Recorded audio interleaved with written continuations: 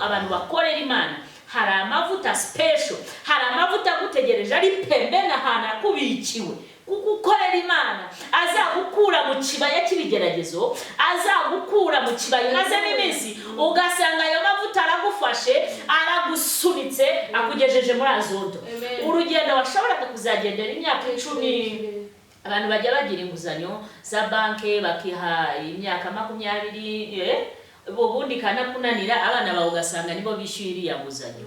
Ariko iyo umuntu akorera Imana, ndashaka kwereka ngo ntamera nk'umuntu wafashe umwenda wa banke ngo aruhane nawo. Hari imbaraga Imana yohereza ikavana abantu muri Gaza aricyo kibaya. Uri ikibaya ni ahantu hose h'ubutayu hababariza abantu, ukabona Imana igusunitse mu masezerano ari Azoto. Kuri iyi nkone yasomaga ibintu itazi idasobanukiwe cyangwa iri muri situation zari zigoye, ariko yifitemo gushaka Imana kuko yari gusoma ijambo ry'Imana. Yashoboka ko yari gufata ibindi bitabo agasoma. Hari ibindi bitabo abantu basoma biruhura no mu mutwe, ariko we yaravuze ati reka mpfe gusoma ijambo nubwo ntazi niba ari ubwirwa, niba ntazi niba ari Yesaya ubwirwa, ariko yagiye gushakira Imana hari buhurire nayo. Hari ahantu ujye gushakira Imana byanze bikunze ugahura nayo, kuko mu bujiji bwacu mu bwenge bukeya dufite, haleluya, bwo gusobanukirwa iby'Imana, hari igihe tugenda duhuzagurika, ariko Imana ikatureba muri uko guhuzagurika ikavuga iti reka nkuhuze no kumenya kuzuye. Haleluya. Nicyo rero iyi nkone yatumye ihura na Filipe. Imaze guhura na Filipe rero arayisobanurira. Si no kuyisobanura gusa, ahita anayibatiza, kuko kubatizwa mu mazi menshi hari ibyaha bikuraho. Haleluya. Kandi hari izindi mbaraga wakira. Ya jambo ko turisoma rituha agakiza kuzuye. Ya jambo ko turisoma twuzura Umwuka Wera. Ya jambo ko turisoma duhabwa imbaraga. Ya jambo ko turisoma dukuramo ikintu cy'ingenzi. Nukuri. Nk'uko iyi nkonekazi yakuyemo ikintu cy'ingenzi, yararisomaga atarizi Imana imuhuza na Filipo. Warimize bunguri udategwa, ururimi rwe rwari rucyariye Imana, rwari umuriro. Yavugaga ibyazi Imana iduhuze n'abantu bafite ibyo bazi. Haleluya. Abantu bafite ibyo bazi Imana iguhuze nabo, kuko haraho badukura muri bya bibaya, badukura mu rugendo rw'uruzerero. Uyu mugore yari arimo kuzerera, iyi nkonekazi yarazereraga ataza hagana, arimo arataha deja byamucanze, atahanye inkuru ya Yesaya ntazi n'ibyari byafite igitabo. Mana we utubabarire ibi bitabo tugendana ariko tutabizi. Hari igihe rero umuntu aba mu bintu atabisobanukiwe, ariko kenerwa intervention y'Imana mu bintu by'uyu murimo. Hari ahantu haba hakenewe intervention y'Imana, bivuga ngo niki haba hakenewe Mwuka Wera. Mwuka Wera yamaze kuza agusobanurira ibyo bintu byose wari urimo wabonaga biri kugucanganyukisha, utari kubasha gusobanukirwa. Yesu ashimwe. Niyo mpamvu umuntu udukurikiye amasaha, ubutayu urimo, ikibaya urimo, haleluya, hari imbaraga. Haleluya. Hari imbaraga zigiye kuguterura zikagukura muri icyo kigeragezo. Imana ihabwa icyubahiro kubw'amavuta ijya ihereza abakozi bayo. Yesu ashimwe. Nubwo uhamagarwa uri mu butayu, wowe unkurikiye n'uyu munsi ukabona ubuzima buri mu kibaya, ariko ntabwo amavuta wahawe ari amavuta y'imfabusa. Yesu ashimwe. Ni amavuta agukura mu kibaya, haleluya, akakwihutisha. Niwakira amavuta yo kwihutisha iby'Imana yakuvuzeho, niwakira amavuta yo kuva mu buzima wari ubayemo. Filipo rugendo yabonaga rugendo azakora ibihe birebire, kuko rwari urugendo rw'ubutayu nk'urwo nawe uri gukora aka kanya. Yesu ashimwe. Ariko Imana iramureberera ukuntu yamaze kwiyemeza, yamaze kwiyangaja, irangije imuhereza imbaraga zimwihutisha. Haleluya. Byatumye Filipe yisanga muri Azoto, kandi kwisanga muri Azoto mu gihe gito cyane atatekerezaga, hajemo ubutabazi bw'Uwiteka Imana. Ubu butabazi bw'igare ry'umuriro cyangwa guterurwa na marayika. Imbaraga za Kristo zikaguterura zikakugeza amasezerano. N'abantu bakorera Imana. Yes. Kuko Filipo yakoreraga Imana. Hallelujah. ngo yarakomeje ngo ageze muri Azoto yakomeje avuga mu midugudu yose ubutumwa bwiza. Rero ayo mavuta ni amavuta y'abantu bakorera Imana. Si ay'abantu abo ari bo bose, yakirwa n'abakorera Imana gusa. Imana ishimwe. Ndumva rero twasenga tukirukana umwuka w'ubutinde. Hari igihe dutinda, hari igihe ukorera Imana kuva uratinze. Imbaraga zidindiza umuntu. Wakira ayo mavuta akuzeho. Wakira amavuta. Akuzeho yo kwihutisha ibyawe byose. Ubwo butinde, uwo mwuka w'ubutinde turawirukanye mu izina rya Yesu Kristo. Gutinda mu bigeragezo, gutinda mu murimo w'Imana, gutinda mu by'Imana yakuvuzeho, si umugabane wawe. Ndavugana na Filipo kano kanya uri hose mu izina rya Yesu Kristo. Vayo, va muri icyo kibaya, kira amavuta kwinjiza muri Azoto. Kuko Imana yabikoze cyagira cyakorana n'ubu. Turacyayivuga, iracyatabara, iracyagira neza. Ijambo ryayo riracyasohora ku bantu bayo.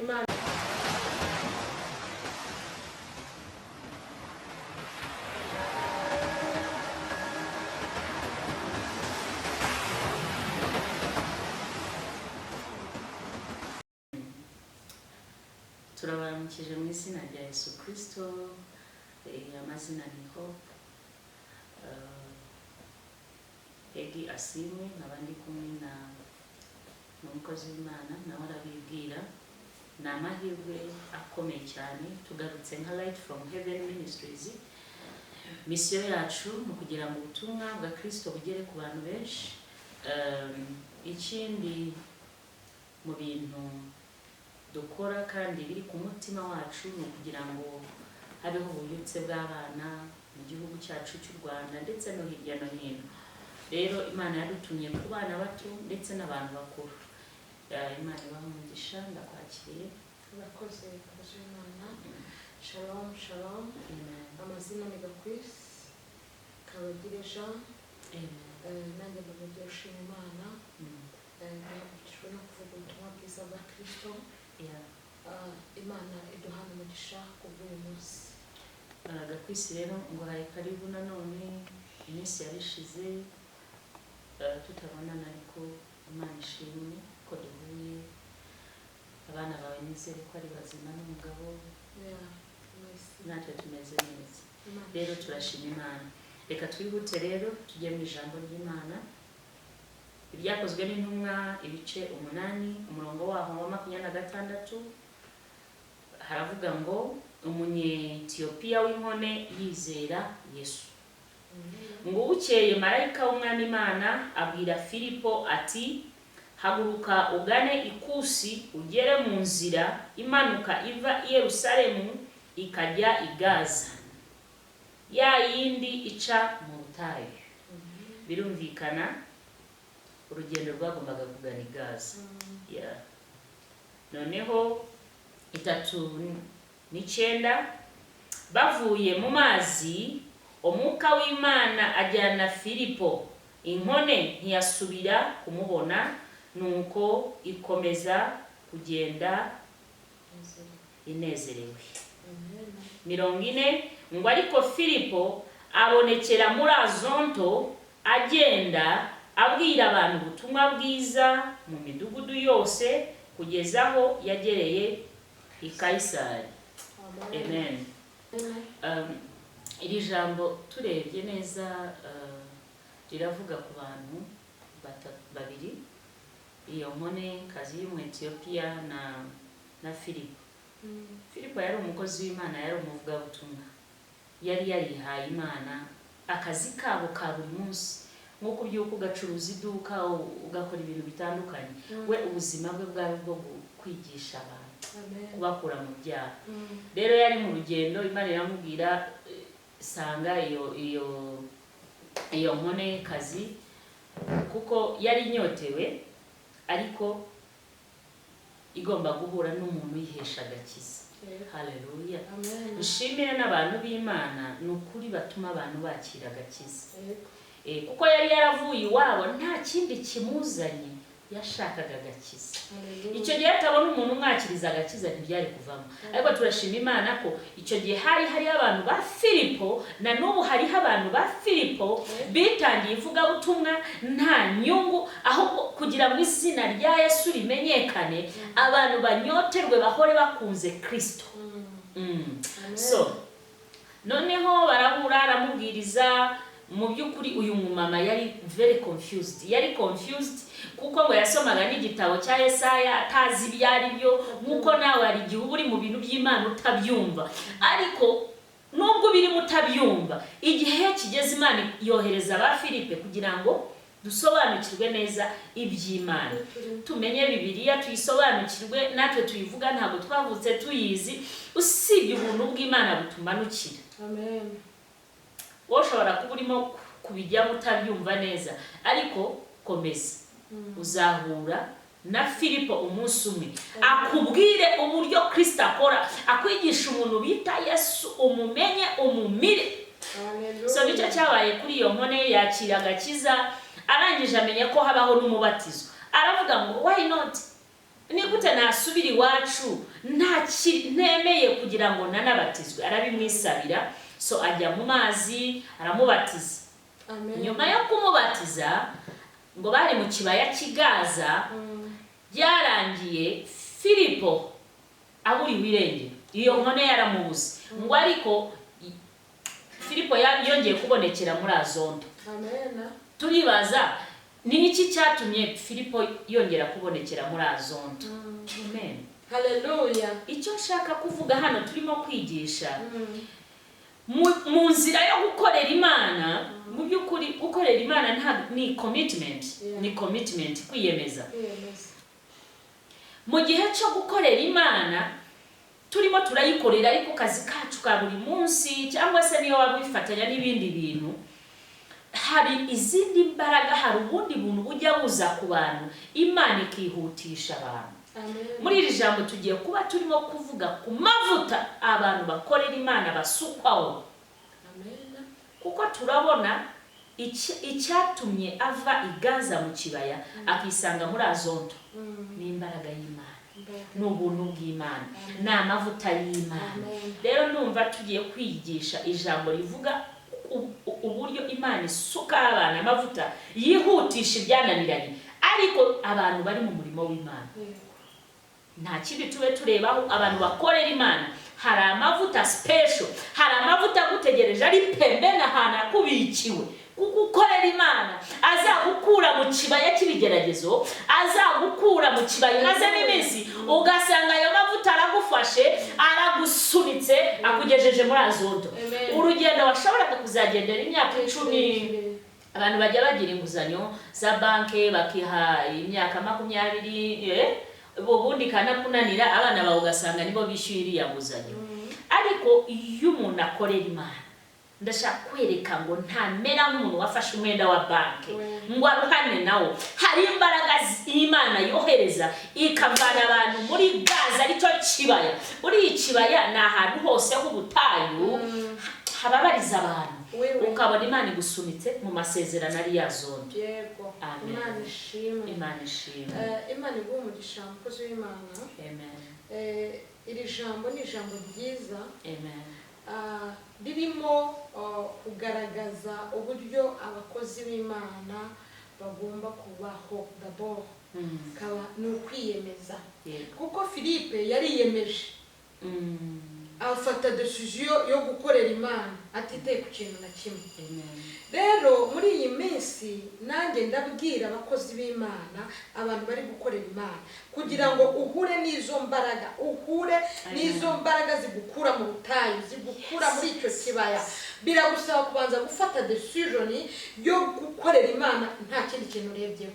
Amen. Kuko Filipe aca muri kiriya kibaya yaraciye mu bintu bigoye, kuko hari mu butayu kandi rwari n'urugendo rurerure. Bivuze iki? Imana igitumenyera ikintu cyatwihutisha cyangwa cyakemura ikibazo dufite mu buryo butatugoye. Nubwo twebwe turi kureba tukabona ibintu biratugoye, ariko Imana itumenyera ikiri butwihutishe, kikadukura muri bwa butayu duhagaze.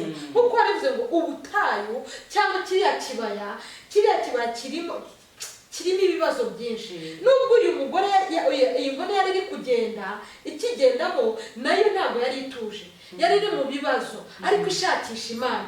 Nk'uko twasomye ijambo riratubwira ngo yari arimo arasoma igitabo cya Yesaya, ariko nubwo yagisomaga ntabwo yumvaga ibikirimo, ntabwo yari azi ngo ni Yesaya wabwirwaga cyangwa n'undi muntu. Yesu ashimwe.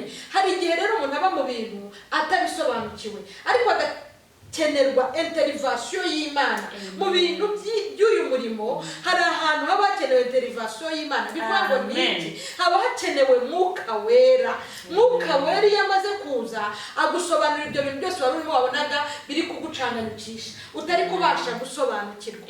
Yesu ashimwe. Niyo mpamvu umuntu udukurikiye amasaha ubutayu urimo, ikibaya urimo, haleluya, hari imbaraga, haleluya, hari imbaraga zigiye kuguterura zikagukura muri icyo kigeragezo, zikagukura muri ubwo butayu uhagazemo, kuko Imana, haleluya, ntabwo ije gukora, ntiyita ku rugendo rurerure wagenze, ntiyita no ku rugufiya, ntiyita muri situation waciyemo, ariko yo izije kugusova, izije gukemura ibi byari bikugoye. Niyo mpamvu yageze kuri uyu mugore, kuri iyi nkone, yasomaga ibintu itazi, idasobanukiwe cyangwa iri muri situation zari zigoye, ariko yifitemo gushaka Imana kuko yari gusoma ijambo ry'Imana. Yashoboka ko yari gufata ibindi bitabo agasoma, hari ibindi bitabo abantu basoma biruhura no mu mutwe, ariko we yaravuze ati reka mpfa gusoma ijambo, nubwo ntazi niba ari ubwirwa, niba ntazi niba ari Yesaya ubwirwa, ariko yagiye gushakira Imana hari buhurire nayo.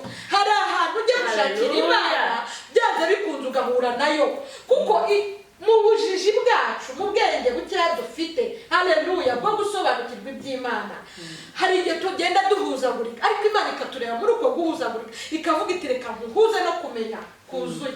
Haleluya. Nicyo rero iyi nkone yahuye nayo, yatumye ihura na Filipe.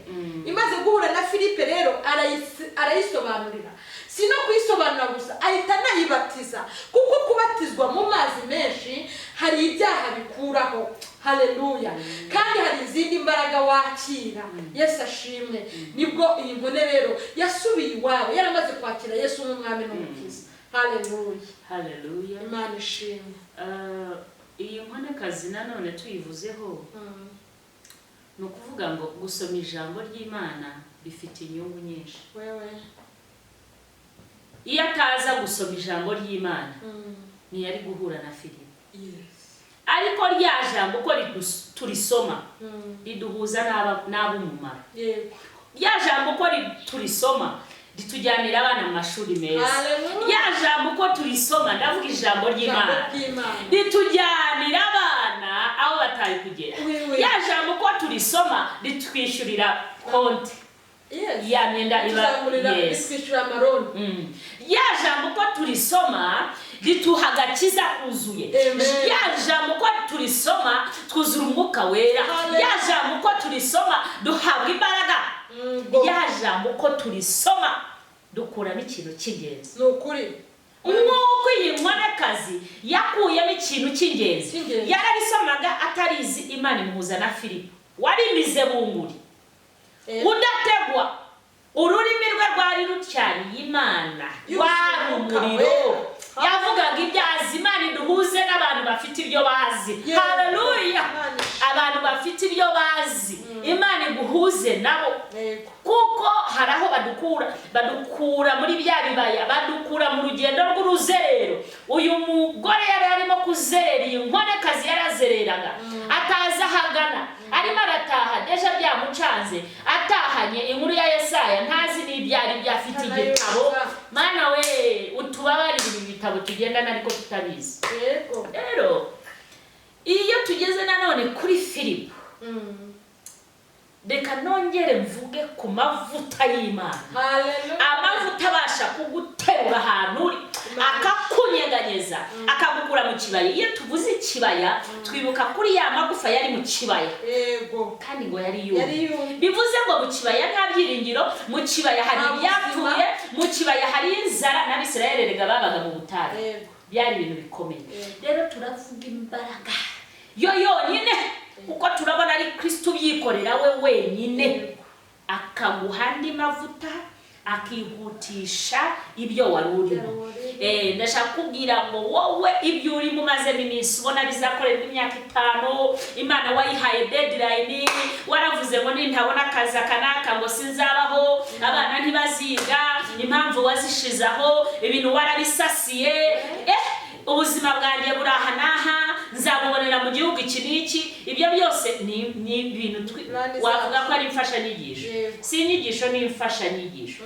Ni ibintu washizaho, ariko iyo ni platform wihaye, si Imana yayiguhaye. Imana iracyafite imbaraga, Imana iracyafite amavuta atarura abantu mu kibaya bari n'icyo ari cyo cyose, ikibaya cy'ubukene bakisanga bageze muri Azonto. Akira amavuta yo muri Azonto mu izina rya Yesu Kristo.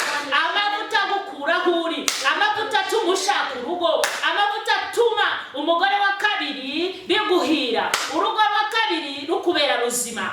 Akira amavuta y'amahirwe ya kabiri. Amavuta yo muri Azonto ni Imana iyatanga, nta mwana w'umuntu uyagiramo uruhare, nta so wanyu wabikora, nta muntu ukomeye wabikora usibye Imana iterura abantu mu kibaya cy'Igaza bakisanga bageze muri Azonto. Muri Azonto niho hari amasezerano, ariko ntugire ngo arundi uri bubikore, ni Kristo ugiye kubikora. Araguha akazi keza ari ubikoze, araguha abana ari ubikoze. Kuraho ibyo byose waruzi ngo kugenda muri Azonto bahagendera iminsi 10, bahagendera iminsi 3, ubundi bagacumbika, bakanywa amazi mu nzira. Ibyo ngibyo ntabwo ariko biri bugende. Haracyari ayo mavuta, jana kira ayo mavuta mu izina rya Yesu. Imana ishimwe. Haleluya. Imana ihabwa icyubahiro kubwa amavuta ijya ihereza abakozi bayo. Yesu ashimwe. Nubwo uhamagarwa uri mu butayu, wowe unkurikiye n'uyu munsi ukabona ubuzima buri mu kibaya, ariko ntabwo amavuta wahawe ari amavuta y'imfabusa. Yesu ashimwe. Ni amavuta gukura mu kibaya, haleluya, akakwihutisha. Niwakira amavuta yo kwihutisha iby'Imana yakuvuzeho, niwakira amavuta yo kuva mu buzima wari ubayemo, niwakira amavuta yo kutinjira muri gakondo yawe, niwakira amavuta yo kuzura umwuka wera, niwakira amavuta y'ubutabazi. Kuko Filipo, ikintu mu ndirimana iyo wayikoreye wamaze kwiyemeza, Yesu ashimwe. Filipo rugendo yabonaga rugendo azakora ibihe birebire, kuko rwari urugendo rw'ubutayu nk'urwo nawe uri gukora aka kanya. Yesu ashimwe. Ariko Imana iramureberera ukuntu yamaze kwiyemeza, yamaze kwiyangaja, irangije imuhereza imbaraga zimwihutisha. Haleluya. Byatumye Filipo yisanga muri Azonto, kandi kwisanga muri Azonto mu gihe gito cyane atatekerezaga, hajemo ubutabazi bw'Uwiteka Imana. Imana rero hari igihe igireberera umuntu wayikoreye, ikavuga ngo suku bizahora kuba mutegereje. Niwakire ubutabazi, niwakire kwinjira muri destiny yawe, niwakire kwinjira mu cy'Imana yakuvuzeho. Iki ni cyo gihe rero cyo kwakira icyo Imana yavuganye nawe, ikagukura muri ubwo butayu, muri izo nzira uri kugenda ubona zidafite iherezo. Niwakire kugera muri Azonto. Haleluya. Gusa nanone icyo twavuga cyane tukagitindaho, ubu butabazi bw'igare ry'umuriro cyangwa guterurwa na marayika, imbaraga za Kristo zikaguterura zikakugeza mu masezerano, n'abantu bakorera Imana. Yes. Kuko Filipo yakoreraga Imana. Haleluya. Ngo yarakomeje, ngo ageze muri Azonto yakomeje avuga mu midugudu yose ubutumwa bwiza. Rero ayo mavuta ni amavuta y'abantu bakorera Imana. Si ay'abana bari bo bose, yakirwa n'abakorera Imana gusa. Imana ishimwe. Ndumva rero twasenga tukirukana umwuka w'ubutinde. Hari igihe dutinda, hari igihe ukorera Imana kuva uratinze. Imbaraga zidindiza umuntu. Wakira ayo mavuta akuzeho. Wakira amavuta akuzeho yo kwihutisha ibyawe byose. Ubwo butinde, uwo mwuka w'ubutinde turawirukanye mu izina rya Yesu Kristo. Gutinda mu bigeragezo, gutinda mu murimo w'Imana, gutinda mu by'Imana yakuvuzeho, si umugabane wawe. Ndavugana na Filipo kano kanya uri hose mu izina rya Yesu Kristo.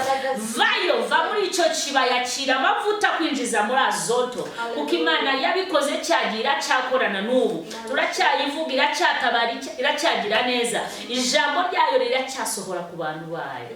Shalom, shalom. Imana ibahe umugisha.